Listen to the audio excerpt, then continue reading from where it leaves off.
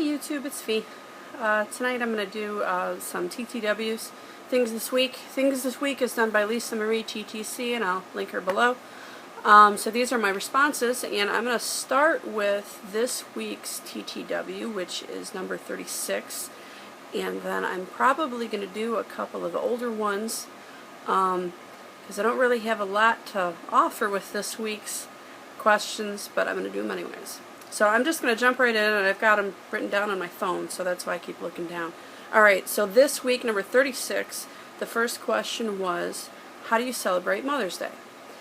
And I didn't really have a very good mom background, so I don't have a lot to offer there, and unfortunately there's not a lot of my family left on this earth. But the one person that was like my mother figure to me was my dear aunt. Auntie is what I called her. And I lost her a couple of years ago, so normally, sometime this week, I will go and I will put some kind of cute memorial or flowers on her wall. I say on her wall because it's not a grave. She's in a mausoleum, and those things kind of creep me out, but I go for her. So that's what I do. Other than that, it's really my husband's family and his mom. It's whatever she wants to do. Most of the time it's a restaurant, maybe the Olive Garden or something. One year it was actually Great America, which was kind of different.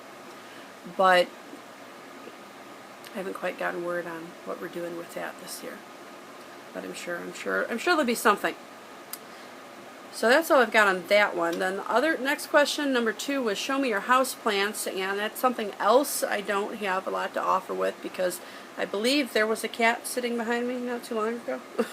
I have 5 of those little guys, and my kitties, unlike some other people's kitties, do not get along well with houseplants. They either try and dig them up or they try and eat them, and you know, not all houseplants are bad, but some of them are poisonous to cats if they eat them, so I'd rather just not keep track of which ones are which, and I just don't do it. You know, as an example, if my husband brings home roses for me or something, I actually have to put them like up on a shelf somewhere where none of my cats can get to, because it's like roses are like chocolate to my cats. I don't understand it. But if I didn't have cats, I probably would have ivy all over my house, because I just love the way ivy looks. But that is definitely one of the ones that doesn't mix with kitties. Okay, so number 3, are you going to do a garden? I do have gardens. Rose bushes, mainly, in my gardens. I have 3 great big rose bushes. So I do that every year. New for this year, I'm not quite sure what I'm going to do. I've got a couple flower beds that line my house and my garage that could really use to be redoing. One of them I'd like to, there's some old bushes in it. I'd love to dig all of that out and just plant a vat of hydrangeas, because they're fragrant and I love them. And that particular flower bed is gets partial shade, which is great for hydrangeas. I'm just not quite sure if I'm going to get to that one this year. That may be next year's spring thing. And the reason why I say that is because the flower beds that are in the front of my house, they're bare at the moment, because they had 4 great big, probably 50-year-old evergreen bushes that were half decrepit and half dead, and the parts that were alive were encroaching on the windows of my bay window, and they were just irritating me. So I had all 4 of them torn out. So I need to get on that and figure out what I'm going to do with that. I think I'm probably going to put some different shaped boxwood bushes, because those are short and slow growing, and they stay green all year long. And I might actually put a magnolia bush on the side where there is no window for it to grow over, because I love the fragrance of magnolias in the spring, and they're so beautiful. They're so beautiful. Love them. So those are my plans. And I think, yep, I think that was the end of number 36. So as for my backlog, I did a couple of videos that had like a whole bunch of them all in one, and I think if I got it written down here. Yeah, I'm back to 27 and 26 would be the next 2 that I would do, but both of those are kind of a kitchen-y show and tell. I think one was the front of your fridge and the other one was your junk drawer, so I think I'm going to save those 2 for a different video. Maybe do both of them together. So that puts me back to number 25, which is what I'm going to start with now. TTW number 25 looks like it was a random hodgepodge of questions. Those are the best ones. Number 1 was, have you ever broken a bone? I'm going to knock on the only wood I've got around here right now that counts. I have never broken a bone, and hopefully we're going to keep it that way. I've sprained things. And honestly, you know, when I was younger, I may have broken my nose. It was never actually determined. I hit the concrete nose first when I was like in 4th grade. And it caused inside issues, but nothing you could tell on the outside. And we didn't realize those issues until much, much later. And I actually lived with them for a really long time. I didn't have it was my septum that kind of got messed up. But like I said, you could tell from the outside. It started causing me sinusy and allergy and blockage kind of problems. And I think I had that fixed maybe, it's got to be like 5 years now, so I lived with it for a long time. So that's the closest thing I've got to a broken bone, and hopefully it stays that way. Number 2 was, what songs help you through rough times, or what ones remind you of good or bad times? You know, I'm kind of weird with this. Most of the songs that I can think of off the top of my head are more a matter of songs that remind me of certain people. And the first one has got to be My Heart Will Go On by Celine Dion. It reminds me of my aunt, because that was like the end of my world when I lost her. And she loved Celine Dion, so it is very hard for me to listen to that song without completely breaking down. The other one, let's see, I'd have to go with Every Breath You Take by Sting and the Police. That one reminds me of my father, who unfortunately is also no longer of this world.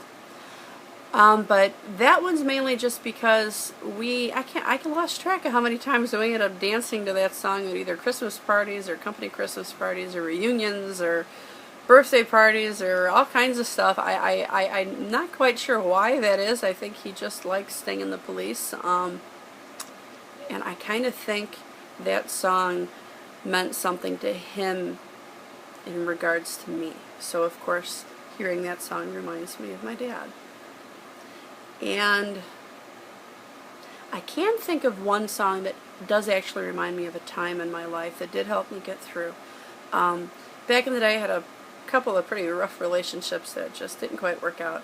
And one of the particularly bad ones happened when Christina Aguilera had come out with an album that included a song called Fighter on it. And I remember blaring that song as high as my stereo would go in my cheap little car at that time, because it essentially meant, that song essentially represented, hey, thanks for kind of screwing me over, you just made me a stronger person. And that was a really great song at the time. Okay, and number 3 was, what was the worst thing you ever had done to you in a date or in a relationship? Oh my gosh. Well, alright, I've got to go with this one. Alright, I am 34 now, so let's turn back the time when I'm thinking I was 19. And that was the beginning of a 3-year relationship. And somewhere towards the end of the first year, the guy did propose. And obviously at that time neither one of us had much money. But he did go out and he got me an Irish Collider ring. And that's what he used to propose with. And you know, I loved that ring. I just love Irish things. I actually have one now that my husband gave me. And that lasted, I had that ring from the first relationship. Oh, it had to be about 6 months. And then the guy changed his mind. He said we had grown apart, and that he wasn't quite sure. I remember this, the way he worded it. He said he wasn't quite sure if I was the kind of girl he'd want to marry, and he never explained himself. Didn't really care to know the explanation at that time. I was a little naive at that time. I didn't really stand up for myself very well in those days. And a perfect example of that is he still wanted to continue the relationship. He just wasn't quite sure how serious he wanted it to be. And he took back that ring. I never did see it again. And that relationship continued for another year and a half. Waste of time. Complete waste of time. I don't recommend ever doing that. Okay. I think that is the end. Yes, that's the end of TTW 25. So moving on. TTW 24 was Valentine's Day related. And number 1 was, what is the most romantic thing your spouse has ever done for you? Alright, well I'm going to go with the most romantic thing because of something I just described. And I'm also going to go with the cutest thing because I just have to bring this up. Alright, so the most romantic thing was my husband, found out about that story I just told you. And on our very first Valentine's Day together, which was only, oh my gosh, it was under a week from when I met him. I'll explain this in a bit. He got me a collider ring that I still have to this day. And the cutest thing he ever did that I absolutely have to mention, I'm going to backtrack a second here and explain to you our story. We have a fairy tale book story that most of the time when you hear something like this, it never ends good. But for us, it worked. We met each other, and a month later, he proposed, and 6 months later, we were married. And I can't tell you how many people went, "Oh my God, really? What's wrong?" Nothing was wrong. We just knew it was right. A lot of people thought we were nuts, but you know what? It's 11 and a half years later, and we're still going strong. So, with that story, the cutest thing he ever did was, this had to be about 3 weeks in. He wanted to tell me that he loved me. And he was deathly afraid of where my brain was with this whole thing. He didn't know if he was going to freak me out by telling me something like that so soon. So I went over to his house, and he told me, can you just sit here? I need to go do something across the room. And his desk was sitting across the room. So he goes by his desk, and he's working on at his desk, and I can't see what he's doing, and I'm trying to figure out, okay, what in the world is going on here? And sure enough, about 5 minutes later, he comes and walks across the room, and he's got this piece of paper in his hand like this, and he's got this little scared look on his face, like a little 4-year-old boy that like just broke the candy jar or something. And on it, there's a red rose, and it says, "I love you." And I still have that piece of paper to this day. So that's how he told me, because he just couldn't get it out. He was so scared. And I love telling people that story because it's absolutely adorable. Okay. And I'm fidgeting because I'm sitting on my feet and they're falling asleep. Okay, here we go. Alright, so where was I? Okay, so number 2 of the Valentine's Day edition for TTW 24 was, what is your song, the song you dance to, or any song that makes you think of your spouse? Well, the song we danced to was Back at One by Brian McKnight, and we got married in 2001, so you got to go back a little bit to remember that song. And for the longest time, that was my ringtone on my phone for my husband. As for other songs, my husband does this cute little thing where he'll call me, and if something is playing on the radio that makes him think of me, he'll start singing it. And normally it's a country song. And I don't think he's ever done this in front of anybody because, neither one of us really have voices that belong on the radio. But it's still cute. So, of course, if I hear any of these songs, it makes me think of him. Because there's a short list of ones that he uses on a regular basis. And one of the more recent ones would be Honey Bee by Blake Shelton. And there was one a while back. It was also a country song. I believe it was by George Strait. It Just Comes Natural. Yeah, that's it. So those he would sing those all the time. So of course, if I hear those songs, I think of him. Alright, and number 3 was, what love movies make you cry? Well, I've got to go with Titanic because it's got that Celine Dion song in it that gets me every time. Plus, Titanic in general. Oh, the ending where he just drops into the water. Oh yeah, that's a rough one. Letters to Juliet is probably a slightly more recent one. That's more tears of joy because it's so damn cute. And The Notebook.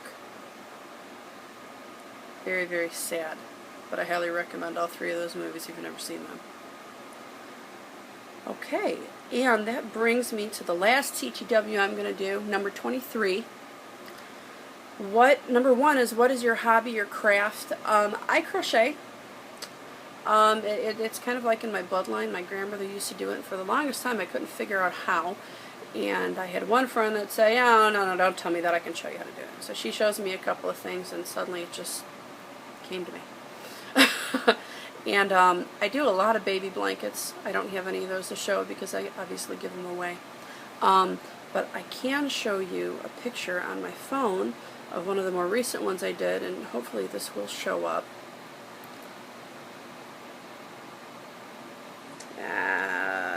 Maybe. There you go. And I'll show you a close-up so you can kind of see. So those are the kind of baby blankets I do a lot of. And I always make them big enough to cover the top of Pack and Play. I don't like those little bitty baby blankets because then you figure they only have a short time of usage, and if I'm going to put that kind of effort in, I want it to be used for as long as possible. Okay, and then I do also do scarves, and I actually, this particular one that I'm going to show you, I made for my dear aunt, my auntie that I lost a couple years ago. And she wore it and she loved it because she knew how long this took me to make, and I did keep it. And it's a long scarf. It's made up of granny squares with tiny, tiny little thread. I'm not quite sure what I was thinking when I did that. It's gorgeous, but let me tell you, it was like crocheting with string. Tiny, tiny string. But I did make another one of these that was the same concept, only it was shiny black and pink octagons that I gave to a friend. And the other one that I have, like I said, a lot of what I make I give away, so I don't have a lot of it to show. But the other one that I have, I actually made this one for myself. It's a curly scarf. Now what this is it's two ruffles kind of crocheted together down the center. And it's really long. What you're supposed to do with this is you wear it with kind of one of those more open winter jackets that don't have the big collar. So you fold it in half, you put it around yourself, and then you take the two ends and you put it through the loop, and then you kind of adjust it, and that's what you end up with. It's really cute, it's really warm, and it's really soft. I've made probably a couple dozen of these. I've given some away for gifts. And I probably made most of those couple dozen before I finally made one for myself. I love it. Love it. So that's what I do. And that's what I've got. Okay, so before I get too warm, since it's not the middle of January, let's take that off. Alright, so the next question. No, I have yarn strings on my face. There we go, sorry. Okay, so the next question was, number 2 was a beauty or hygiene product of the week. You know, this is kind of badly timed for me because I've been trying a whole bunch of beauty products this week because I'm on the hunt for a new concealer because I have eye issues and won't leave it at that. And I've had more fails than hits. Actually, I might actually do a video on that soon, just because I know some people do those, and I'd like doing something different. But for right now, since I don't have any, since none of those are really all that good, I think the only thing I can give you that I've kind of been addicted to this week is, this is Body Dew. It's by Pure Romance. Now, Pure Romance is one of those girly parties that you don't bring kids to, if you get my meaning. But they also have beauty products. And this stuff is wonderful. You're supposed to put it on after you get out of the shower. Your skin soaks up all the oil, and that's all you need. You don't really need lotion. And let me tell you, this stuff is great. Even in the middle of winter, it keeps me nice and hydrated and soft, and I love it. This particular one is green tea, and that's exactly what it smells like. It's wonderful. But they do have other scents. Mediterranean fig, pear, berry. I love all of them. One of their newer ones is cupcake. I don't use that one because then I want to eat my skin off because it smells so good. So that is Body Dew by Pure Romance. It is a home show, so if you know anybody that sells it, you get it that way, or you could just go to their website. And number 3, I believe, was nail polish. Yeah, nail polish you're loving. Okay, this one's easy because I'm addicted. I am completely addicted.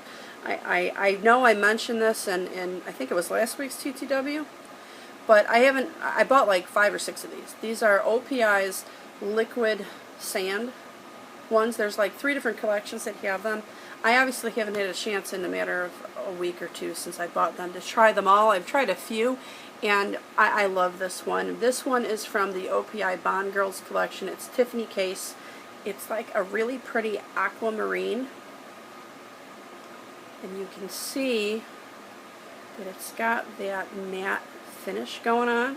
But look at how shiny and pretty that is. I absolutely love it. It feels like a matte finish, but it doesn't look like a matte finish. I absolutely love it. I've got this on my toes too, but I'm not going to lift my foot up in the air. So, I'm loving that. Highly recommend it.